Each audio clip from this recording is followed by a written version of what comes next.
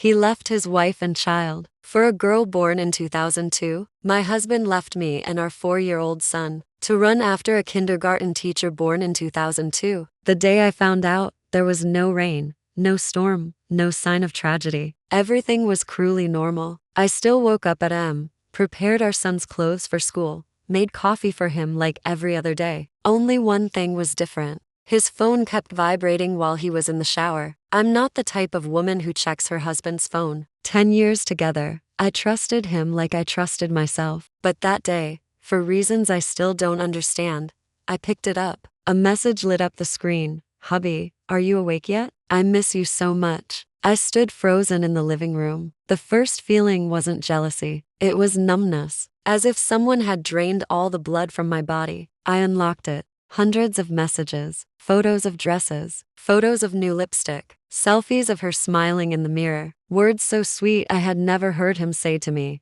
"I won't let anyone hurt you. You're the gentlest thing I have right now. When I'm with you, I feel like I can finally be myself." My hands shook so badly I had to sit down on the floor. In 10 years, I had never once heard him say, "Being with you makes me feel light." The first 8 days he cried until I ran out of tears. I cried in the bathroom so my son wouldn't hear. I cried while cooking. I cried while driving to work. I cried until my eyes were swollen, hiding them behind glasses. But in front of my 4-year-old son, I still had to smile. I still tied my hair neatly, put on terracotta lipstick, wore high heels, and walked into the office as if nothing had happened. I have a master's degree. I'm a public servant. I studied abroad for 2 years. I speak English fluently. My parents gave us a townhouse. I bought my own car. My family even supported his startup capital when he was 20. I am not an inferior woman. And yet, I lost to a girl born in 2002. She's 5 years younger than me, slender, pretty, a kindergarten teacher, a friend of my husband's cousin.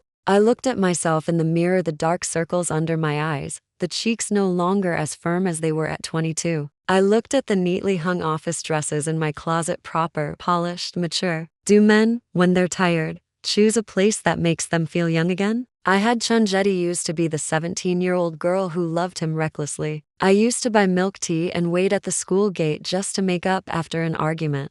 I used to cry if he didn't reply to my messages for 2 hours. I used to think he was my whole world. But then we grew up. I started talking about 5-year plans, about whether our son should attend an international or public school, about savings, about investments. I reminded him not to let our son use the iPad for more than 15 minutes. I nagged about clothes thrown everywhere. I asked how many contracts he signed that day. I thought that was responsibility. And her? She called him hubby. She sent photos asking, "Do I look pretty in this?" She listened to him complain about clients, about pressure, about how strict I was. She needed protection. And me? I was always the one holding everything together. Maybe he didn't love her because she was better than me. Maybe he loved the feeling of being a hero. Day 8 in the 8th day, I stopped crying. I opened my laptop. I printed bank statements. I screenshotted the messages. I made an appointment with a lawyer. When the lawyer asked, "Do you want to sue the third party?" I shook my head. No one can break something if he doesn't choose to walk out. I don't want to keep a man who has already chosen to leave. On the day of the court hearing, he looked at me like I was a stranger. Maybe he thought I would beg. Maybe he expected me to scream. But I simply said, "I don't want to live next to someone who no longer loves me." I was so calm that even I was afraid of myself. The box after the paperwork was done, I started packing. I opened every drawer, every shelf, gathering the remnants of a marriage that had already died. And then I found it. A small brown box, hidden in the deepest corner of his desk drawer. Inside was an old ring, not our wedding ring, and a stack of handwritten letters. I opened the first one. "I will never forget being." I froze. Notebook pages filled with the clumsy handwriting of an 18-year-old, Korean-style photo booth pictures. A girl with long hair, smiling gently. She looked like the 2002 teacher, especially the nose bridge and the smile. I asked an old friend, "Tun loved Biang before he dated you. She died in a traffic accident." After that, he never mentioned her again.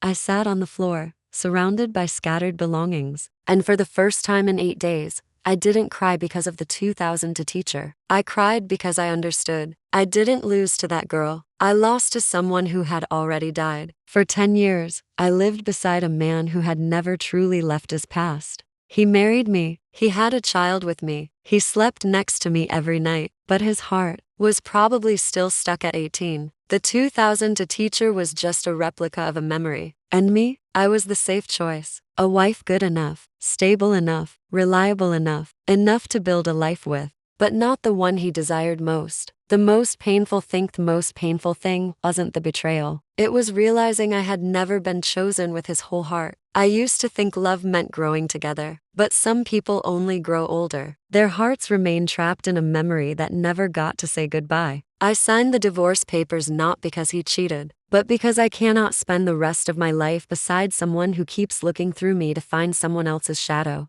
Now, I am starting over, not as a woman who was abandoned, but as a woman who finally understands she deserves to be loved completely. I didn't turn on any music. I didn't switch on the TV. The house was so quiet I could hear my own breathing. I folded his clothes. I gathered the ties he once wore to friends' weddings. I took down the family photo from the shelf, the one of the three of us in Da Nang when our son had just turned 1. I placed it face down, not because I hated it, but because I wasn't brave enough to look at it any longer. I thought I had already passed the worst part. I had cried for 8 days. I had signed the papers. I had listened to the judge read the decision ending our marriage in a flat, emotionless voice like a weather report. I thought I was done.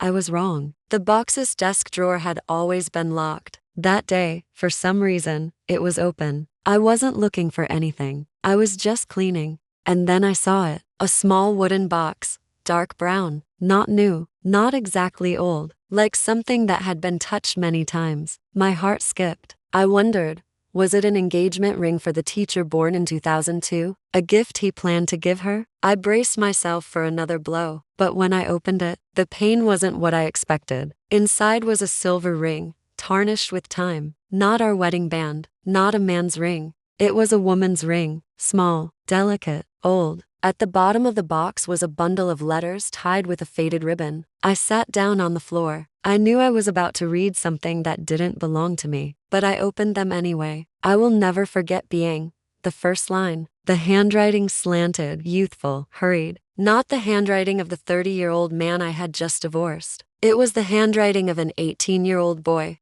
I will never forget being. No matter what happens later. Being is the most beautiful part of my youth. My hands went cold as I read. The notebook pages had yellowed with age. Some were stained maybe by rain, maybe by tears shed long ago. There was a photograph in the box. A girl with long hair, a gentle smile, crescent-shaped eyes. I looked closely. Then my chest tightened. That nose, that smile, that slight tilt of the head when posing for a photo. The resemblance was uncanny. She looked almost exactly like the teacher born in 2002. I don't believe in coincidences. The second Fally called a friend who had gone to high school with him. I asked only one question. Before he met me, did Tun ever love someone? There was a pause on the other end. Then they said, Biang, his first love. They were crazy about each other, but she died in a traffic accident at the end of senior year. After that, he changed completely. He never talked about it again. I sat there, motionless. I didn't cry. I didn't scream. It just felt like a missing puzzle piece had finally clicked into place. Everything suddenly made sense. I didn't lose to that other woman. I lost to someone who had already died. The teacher born in 2002 wasn't a random choice. She was a copy of a memory, a living version of a first love that never had the chance to fade. I remembered the way he looked at her photos, the way he defended her, even saying, I won't allow anyone to insult you, not even my wife. I used to think it was passion, infatuation, but it wasn't. It was nostalgia. A man trying to rescue his 18-year-old self. The cruel truth, most painful part wasn't his past. It wasn't that he never forgot Biang. It was the truth about my 10-year marriage. 10 years. I loved him from the time I was 17. I married him at 21. I gave birth at 23. I stood beside him through the hard years of starting his business. My family helped with capital. I handled paperwork, finances, both families. I thought I was his partner. Now I wonder, was I a partner, or just a shelter after his loss? Did he truly love me? Or did he love the safety I provided? I remembered the nights he lay beside me with an empty look in his eyes, the way he stared into the distance when an old song played, the long silences when I asked, "Are you happy?" I thought it was work stress. Now I understand. Maybe in certain moments he was comparing me to someone forever frozen at 18, young, untouched by time, never old enough to argue, never tired, never worn down. I never had a chance to win, because I am the one who lived, and she is the memory. The truth is merciless. I was not the woman he desired most. I was the suitable one, good enough to marry, strong enough to lean on, capable enough to carry the weight, but not the one who made his heart tremble. The teacher born in 2002 only rekindled an old flame, and I was just the chapter he wrote after a torn-out page. I am not in pain because I was replaced. I am in pain because I realize, perhaps for 10 years, I was never chosen with his whole heart. I folded the letters back. I didn't tear them. I didn't burn them. I didn't throw them away. I placed them back into the box, because I understand now some things are never ours, no matter how hard we try. That night, I didn't cry. For the first time after everything, I felt something different. Not pain, but a deep sadness. Sadness for loving a man who was never truly here. Sadness that 10 years of my life may have only been the space between the memories. For 10 years, I lived beside a man who never truly stepped out of his past. I didn't realize it on ordinary days. I only realized it when everything had already fallen apart. The girl born in 2002 was just the shadow of his first love. And me, I was the shadow of that shadow. Sounds ridiculous, doesn't it? A 10-year marriage, a 4-year-old child, a house filled with laughter, and I was just a layer covering a memory that had never been buried. There were signs I chose to ignore. Now, looking back, I can see them clearly. The long silences whenever I asked about his past. The way he avoided the subject when someone mentioned high school. The nights he reopened an old photo album on his phone that I was never allowed to touch. I once asked him, "Who are you thinking about?" He smiled, "Just missing my youth." I believed him. I believed him because I loved him. 10 years, how did I live them? I wasn't an indifferent wife. I cooked dinner every night, even when I was exhausted. I woke up early to prepare our son for school. I carried the financial burden when his first startup failed. I even pawned my personal savings to help him recover. I stayed when he had nothing. I thought that was love, but perhaps to him, I was stability. A place he could return to when he was tired, but not the place his heart truly longed for. What hurt the most, it wasn't the affair. It wasn't him saying, "I love her." It was a single sentence I accidentally read in a message he sent to the teacher born in 2002. "When I'm with you, I don't have to pretend to be strong." I read that sentence 3 times, and I asked myself, so for 10 years, being with me was an act? Had I made him that exhausted? Or was it because I am the present, and she is the dream? The truth I had to accept. Some men don't cheat because their wives are lacking. They cheat because they miss a version of themselves from the past. He doesn't love the 2002 teacher because she's better than me. He loves the feeling of being 18 again, when love was pure, when there were no bills, no pressure, no responsibilities, when nothing had been lost yet. And I, the woman who shared real life with him, could not compete with an idealized memory. I cannot stay young forever. I cannot remain carefree forever. I cannot love as if I've never been hurt. I am real. And that is why I lost. Why did I sign the divorce papers? Not because my pride was wounded, not because of ego, but because I cannot spend the rest of my life beside someone who never truly chose me. Chose not with logic, not because I was suitable, not because I was stable, but with his whole heart. I don't want every time he looks at me to see someone else reflected in his eyes. I don't want my son to grow up believing marriage means endurance. I don't want to teach him that love means accepting second place. The final moment, the day I finished packing, he came back to pick up a few remaining things. We stood in the house that used to be our home. He looked at me, his voice hoarse. "Are you okay?" I looked at him for a long time, and I realized I no longer loved the man standing before me. I only felt sorry for the 17-year-old girl I once was, the one who believed she was someone's one and only. I answered, "I'll be okay, because I deserve to be loved fully." He fell silent. Perhaps for the first time, he understood I wasn't leaving out of anger. I was leaving because I had finally awakened. And here is the question I want to ask you. If you discovered you were only a replacement in someone's life, would you stay to prove your worth? Or would you leave before losing yourself completely? Do you have the courage to let go of someone you love simply because they have never loved you with their whole heart? Don't stay silent. I want to hear your answer, because maybe my story is also the story of many people reading this who haven't yet found the courage to speak. She did the right thing. A man who has lived with his wife for 10 years and still clings to the past, that's not a moment of weakness. That's his nature. Staying only lowers her self-worth. No one should be a backup option in their own life. I think she's being extreme. Everyone has a past. Losing a first love to an accident is traumatic, of course it leaves scars. He still married her and lived with her for 10 years. Isn't that love?